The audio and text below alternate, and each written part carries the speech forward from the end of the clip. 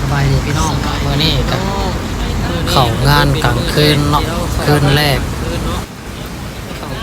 ทำงานมื้อแรกก็มีเจออุปสรรคนะเนาะฝนตกทำงานมื้อแรกให้เฮาเข้ากลางคืนเนาะฝนตกก็พากันย่างเอาบัดมันบ่มีวินบ่มีรถเด้ฝนตกวินรถเขาก็บ่แล่นเนาะ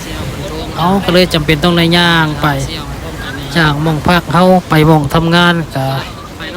ราวๆอยู่ประมาณได้2กิโลประมาณนี้นะเนาะถือว่าไกลพอสมควรการที่เฮาย่างในเมือง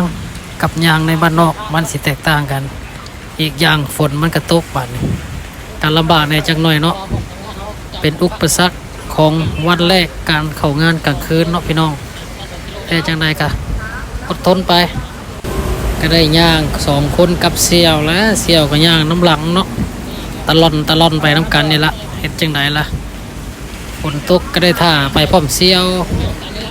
เพิ่นบอกให้ท่าโทรมาท่าไปน้ำกันได้เสี่ยวเอ้ยเฮาเพิ่นว่าเฮาก็ต้องได้ท่าเพิ่นเนาะตอนนี้ก็มาได้ครึ่งทางแล้วเนาะผ่านทางมาลายอันแรกแล้วเฮาก็สิพาย่างไปอีกย่างไปไกลเติบจักหน่อยเนาะจังสิฮอดทางข้าม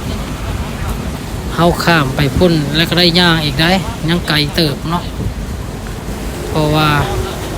มัน2กิโลตอนนี้ก็มาฮอดสนทองหล่อป่านนี้เฮาก็รอไฟสัญญาณสีข้ามทางมาลายรอสัญญาณไฟเขียวเพราะฝนตกเฮาข้ามตอนไฟแดงมันก็เสีย